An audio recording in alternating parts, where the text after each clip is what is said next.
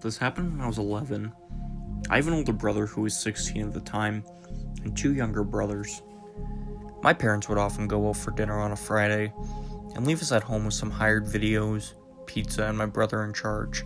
My brother would often leave to his friend's place down the road on the same street, and then leave me in charge. I liked this, because I liked being in charge, and got to choose the movies. This Friday night it was stormy and raining on and off. There was some lightning and thunder around. I was watching a movie, and my two brothers were playing in the carport. It was a large open playing space you could fit 4 cars under, and because Mom and Dad were out, you could skateboard, ride a bike, and do all sorts of things. Standing in our carport to the left was a park. We had no neighbors on this side, so you'd often see people using the footpath, walking their dogs, riding, running into the night, as there were some half-decent street lamps dotted along it. If you went out our driveway, you could go straight into the park. It was a great place to grow up. This night, my brother was out on the road as usual, and had written his friend's number down and left us it. I was probably into our second movie of the night, when my two younger brothers ran in and said a man is watching them from the park near our fence. Now normally I'd think they were playing a joke, but their faces had that different concerned look, so I thought I'd better come have a look. We head back to the carport, standing in the doorway looking out towards the park. There's no sign of him. There's a lightning flash, and it lights up enough just outside of the carport that we see the man my brother saw is now standing in our yard watching us. We all screamed and slammed the door and ran to Mom and Dad's room, locked the door, grabbed their phone, and ran from their room with the phone into the bathroom and locked the door. We called my brother's friend's house. His friend answers, and I told him there's a man in our yard. He yells out to my brother, and then he says we're coming up on their BMX bikes. The wait was probably not even 5 minutes till they arrived, but it felt like ages. When they left, my brother told his friend's parents, and they called the police and came up as well. We came back out of the house when they arrived, calling out to us. When they arrived, they said the man was gone. Soon after, the police arrived, and then another vehicle that went up through the park.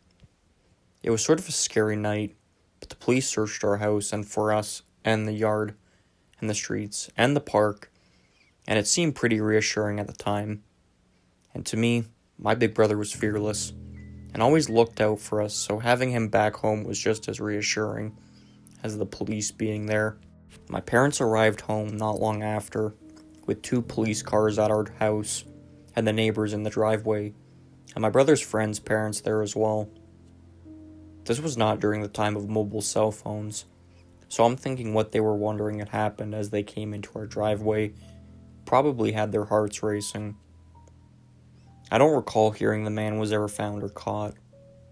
Years later, when I moved out and my younger brothers took over my room, my dad told me one night my younger brother woke my mom and dad. Apparently, he was white as a ghost and said that there was a man standing at his window. The man woke him up saying, "Hey boy, are your parents home?"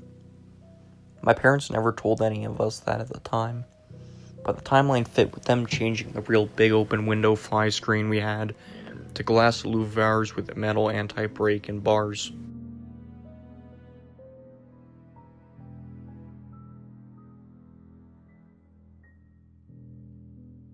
What I'm about to describe will sound like a cheap-ass cliche movie script, but this did indeed happen. Even at home, barely anybody believes me without confirmation from the other parties involved. Buckle up, it's a long haul. Autumn 2019 in British Columbia, Canada. I'm from Germany, but spent half a year in Canada as part of my bachelor's degree. I barely got back before COVID hit. I was 22 years old at the time, and the other people involved were about the same age. Another foreign student and I befriended this local Canadian student. We all had the same interest in humor, and that dude became a very good friend of ours. He told us all about the local area and we spent a week in the summer with him and his father at their very remote cabin near some woods. Remember this? They taught us how to handle guns there and let us shoot a lot. Then fall came, and we had a lot of free time due to being finished with all our papers. So our buddy proposed that we spend a few days at his dad's cabin, this time without his father. We went hell yeah, because we could load up on booze and weed and have a great time there. Just living the life. 3 close dudes in the woods gaming and getting wasted. Sounds great, right? After loading up on all the supplies, the first 3 days were very calm. On the first day, just like the last time I was there, I barely slept and was generally tense. This is because I am naturally a very paranoid guy, and I often go into alert mode in situations which is often mocked by my friends. In this case, what freaked me out the most was the fact that we were far away from civilization, and you never understand how quiet your surroundings can be until you spend some time in a remote area like this, which led me to often just standing in the dark at night, listening to the surroundings of the cabin. But after the first few days, I got less paranoid. After all, I was with friends, was getting constantly high, and we were quite armed and dangerous. Probably more dangerous to ourselves, though. Day 4 came, and we spent the day attempting to hunt in the woods, mostly just chilling under trees with a beer and rifle in hand. But in the evening, it started to rain heavily. After an hour, we were starting to see lightning in the distance, with quite a bit of time passing between lightning and thunder, which meant the thunderstorm itself was still some time away. So we aborted our incompetent hunting attempts and started trekking back to the cabin. It took us about an hour to reach it, due to it already being very dark and the rain creating unsafe footing. For context, you should know that once you spend a few days in the wilderness and haven't seen a soul other than your friends for days, you can become quite careless about your surroundings. I think you can imagine why I am telling you this last part. So we enter the cabin. At that time, the thunderstorm was raging full on. We put away our gear and changed clothes, except for our guns. Yeah, I know. Drugs and guns are a horrible combination, and I wouldn't mix that shit nowadays. But we were drilled quite well by Canadian friends' dads regarding trigger discipline, safety, etc. And man, I really miss spooning a rifle while sleeping. We cozied down in the living room at a table, started a YouTube video, and began playing cards.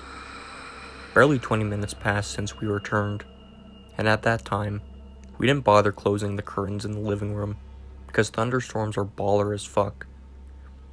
So imagine that we're 3 guys, sitting around a table, occasionally in awe at the weather outside while playing cards.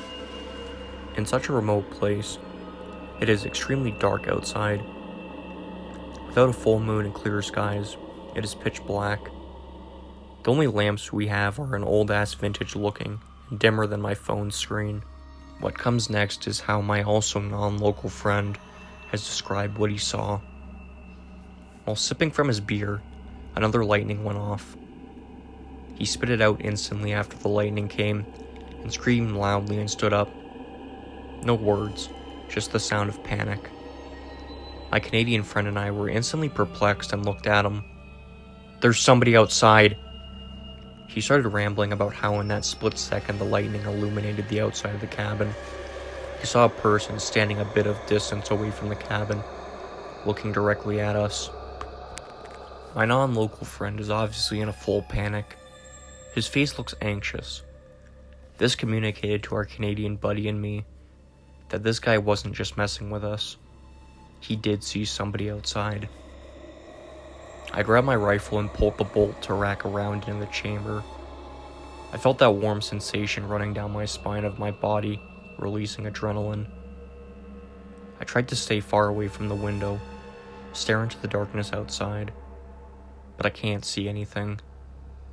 While our Canadian friend rushed into his room to grab his pistol, I start panicking even more because I realized we didn't lock the door. Why would we? We haven't seen anyone in days and are in the middle of the wilderness. So I run to the door and lock it.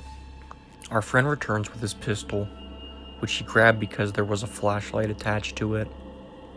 He carefully approached the window, then changed his pace from sneaky to fast, and pushed the window open with one hand, while the other hand was aiming the handgun outside. I wish I was good at drawing, because what I saw next, when our friend turned on the flashlight, was the most terrifying image I have ever seen. It is burned into my mind. The fact that I cannot share that image with other people has been bugging me for 3 years. The light turns on.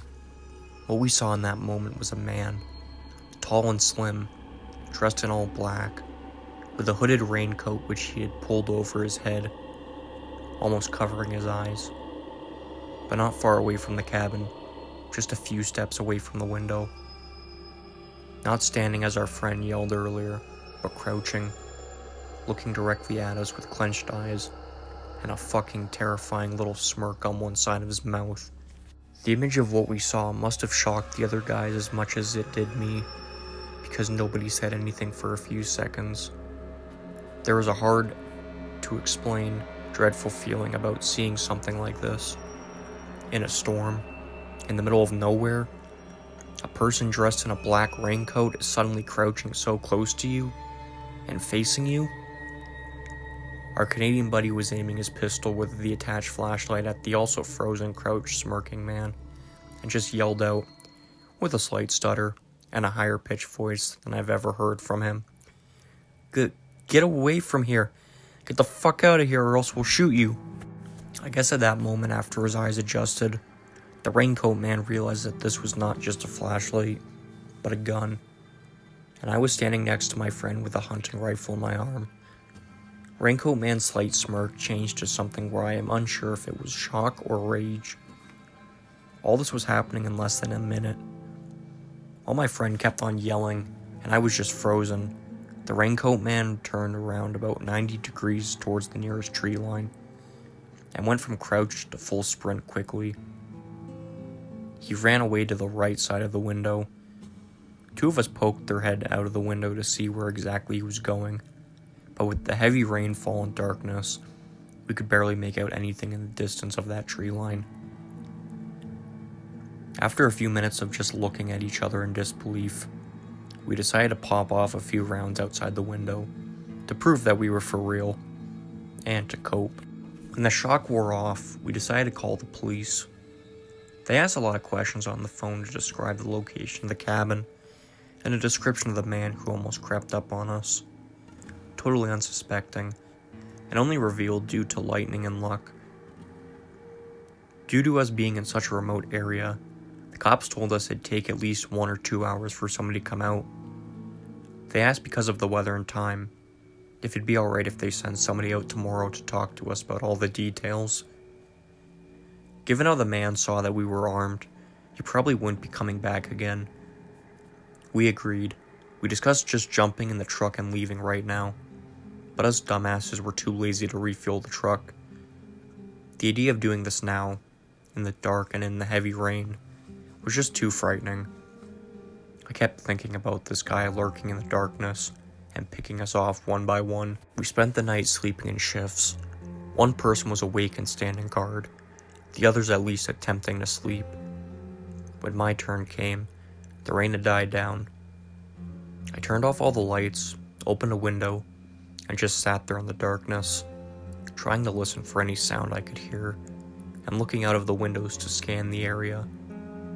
Let me tell you, when you're sitting in the dark for hours in full alert mode, just trying to sit still, listen and look around, you have a lot of time to think and reiterate what just happened. Close to the middle of the next day, 2 cops arrived. We had to give them a detailed report of what happened, when it happened, and had to show them in which direction the raincoat shade ran off to. They said they will organize for a patrol to comb through the woods, but that might take a while, because they need experienced outdoorsmen, etc. Sadly, we didn't see any details of the man's face. We couldn't tell if he was young or old, only that he was tall and clean-shaven. The chances of finding who exactly that was, and find out what the hell he was attempting to do, was very small. Though one of the officers expressed that this whole happening was deeply worrying. We left the cabin a few hours later after the police left, and Canadian guy's dad insisted we stay at his place at least for a day, until we feel safe again. He also wanted to hear every last detail, and feared that the time has come to install cameras around the cabin. I don't remember this part for sure, but I believe that I heard later that Dad and his brother went back to the cabin and just sat there in the dark, waiting for the raincoat man to return. But I never heard of any results, so I guess he must have hunted in other areas.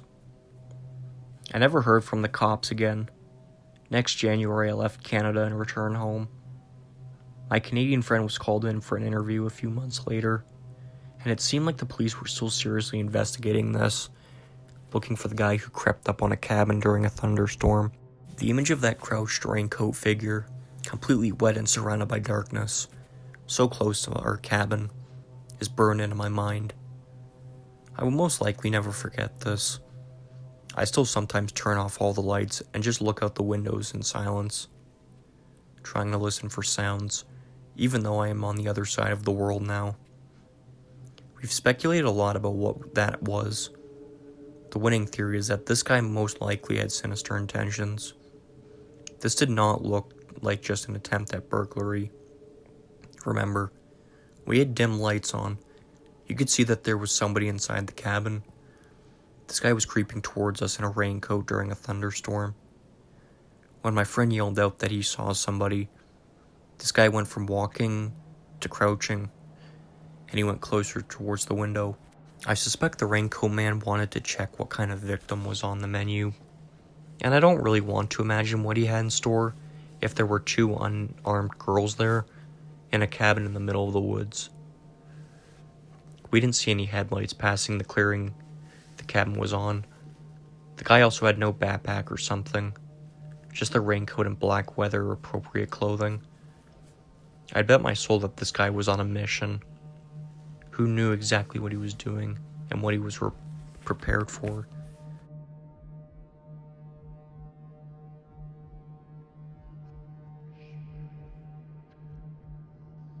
I've always been a fan of thunderstorms, as there's something just so comforting about them, especially when you're trying to relax. This took place in the summer of '09, and I was going into the 9th grade. In the house was me, my mom, dad, older brother, and 2 younger brothers who were twins. In our backyard, we have a gazebo that I, along with one of my younger brothers, Joel, like to go sit under whenever we have thunderstorms, as we like the cool breeze that it brings around this time of the year. This one particular night, I was up in my room playing PS3 when the first sound of thunder could be heard from within my room. At which point, I turned off my console and began heading outside.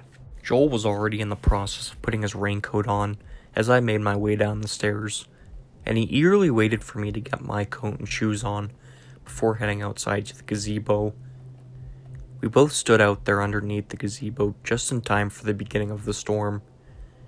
We were out there for not even 5 minutes at that point, when my brother asked me who that was. I turned around to see where he was looking, and saw a man standing in the back alley behind our house. The guy had no raincoat on of any sorts, not even an umbrella in his hand, as he stood there in the pouring rain just outside of our backyard gate. I asked the guy, "Sir, can I help you with something?" I waited for him to respond, but after 7 seconds of silence, he just began walking away in the pouring rain. Me and my brother watched the guy as he walked down the alleyway and away from our house in the rain, until he eventually turned a corner, and we couldn't see him anymore. We went back inside about 5 minutes later, as my dad had ordered us pizza for dinner. Along with the pizza was a large bottle of Coca-Cola and chicken wings. I had my usual 3 pieces of pizza, while my younger brother, being the pig he was, when it came to pizza, tried stuffing more into his mouth than what was possible. We were all 5 or so minutes into dinner, and a loud sound of thunder practically shook the house. Seconds later, we all saw the lightning flash through the kitchen window. Still sitting at the table eating the pizza, We watched from the window before moving to the living room once the food was done, where we watched the storm from inside. We watched the storm for another few minutes before the power went out. My dad sighed, and me and my older brother went outside with our dad to help him get the power back on, as our power box was attached to the shed in the backyard. We got on our raincoats before making the run outside towards the power box, where my dad began to work on it, starting by opening it up. However, when my dad opened it, we all discovered something terrifying. All the wires inside the box had been cut. My dad told us to head back inside while he walked around the property in an attempt to try and find whoever cut the wires to the fuse box. Once inside, me and my brother told our mom and other brother about what we found, which probably wasn't a good idea, as the way we must have presented it put our mom on edge, as she immediately stopped cleaning up from dinner, before heading outside without a coat to find our dad. We watched our mom head outside into the pouring rain in an attempt to find our father, only to be practically pushed inside by our father, who came running around the corner and into the house, slamming the door behind him, locking it before pulling my mom over to the side and into the garage where the two began talking to each other in whispers. Me and my siblings attempted to try and ask our parents what it was that they were talking so secretly about, only for all of us to be told to mind our business and that it was a grown-up matter. Later that night, probably around 11 p.m., I woke up to the sound of tapping on my window, causing me to look over to my window.